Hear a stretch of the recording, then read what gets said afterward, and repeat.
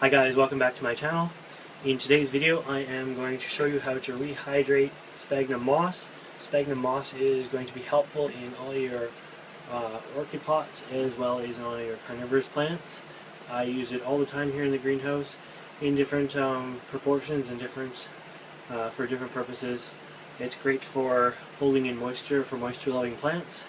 And anyways, it comes to us in these little bricks and you have to rehydrate them in water, so I'm going to show you how to do that. I also thought I'd show you this jewel box Cattleya that I have. It's a beautiful red Cattleya. I acquired it last year, so I'll give you some tips on how to bloom a jewel box Cattleya like this. Alright, so what we have to do first is open up the sphagnum moss here. Now this brand here is just New Zealand sphagnum moss. I have had good success with this brand, so I keep using it just because I haven't found anything wrong with it. I can't say that there's anything better or worse out there. Everybody has their own sort of opinion on what's good and what isn't good, but I found the quality of it is nice for me. It's quite cheap, and it comes in this tiny little brick there, which makes it really convenient for storage until you are ready to actually rehydrate it. So what we do next is I'm going to grab the hose,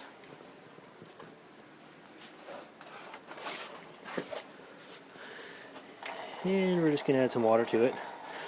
Now you can break the brick off. You don't have to rehydrate it all at once. It does break fairly easily.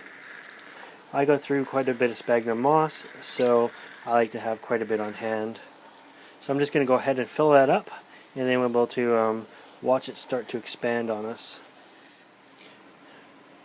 Alright, so I finished filling it, and it's just floating in the water. You can already see it's starting to expand. So we're just going to leave that float for about 5 minutes or so, and I will bring you over to the Cattleya that I'm going to show you, and then we'll come back to this in just a second. Alright, so what we're looking at here is my jewel box Cattleya, or it is actually in SLC jewel box. If I can focus on that. There we go. So I will let you read the last word there. Anyways, this type of Cattleya takes regular Cattleya conditions. It is more of a miniature cat, so it's not going to get huge. The flowers on it are just a lovely red color. Pure red with a little tiny bit of an orange lip in there. I don't know if you can see that on the camera. So I got this plant last year, and it was grown under lights by the previous owner, and they weren't getting it to bloom. So I took it over, and I've had 3 or 4 new growths on it. I can see over here is another bud starting to form there, so I should get another bloom out of it on that one. Now it had very minimal roots when I got it, and the leaves were, these leaves here are the original leaves, and they were quite tattered in that. Last year I gave it pretty much as much sun as it could handle without burning. Some of the older leaves actually, they decided to go kind of a red color from the sun last year, but I took that as a good sign because it grew out 3 or 4 new pseudobulbs over that year. You can see this one is nice and fat, thick. The old bulbs sort of tanned with the red color when the light hit them, but the new bulbs that were used to growing in the brighter conditions actually just stayed green and were quite substantially thicker in girth than the previous bulbs that went from when it was grown under lights. This guy I water probably twice a week. I do let it dry out before I water it again. As I say, I give it as much sun as I can. I fertilize it probably 3 times a month, and then give it a really good flush about once a month to get rid of any excess salts that are in it. But quite a beautiful plant.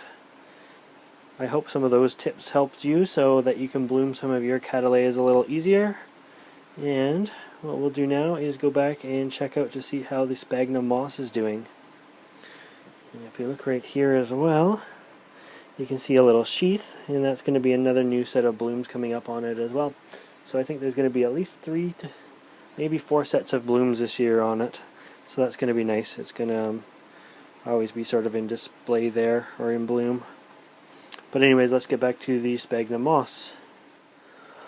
Alright, so it's been about 5 minutes. The sphagnum moss is now completely hydrated, and you can see we get a good sized bowl out of it. So now what I do with the sphagnum moss, now that it's rehydrated, I'm going to just wring it out by hand, almost like you're wringing out a face cloth. Store it open for a few days to let it actually air dry, and once it's all dry I'm just going to put it in a bag, and that way I can use it as I need it.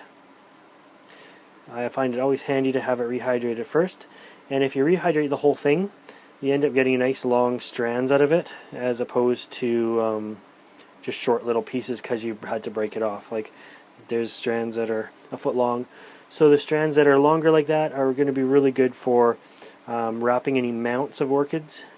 When you're trying to wrap a orchid mount and you're using little tiny pieces of sphagnum moss, it becomes really difficult. So I try to keep all the pieces of the sphagnum as big as I can, and if in an instance where I need it smaller, I can always chop it up later. Anyway guys, I hope you enjoyed this video on how we rehydrate sphagnum moss and what it looks like before and after it's been hydrated, and I hope the care tips on the jewel box Cattleya help you guys and your growing of your Cattleyas as well. If you enjoyed this video, please subscribe to my channel, and we will see you next time. Thanks for watching.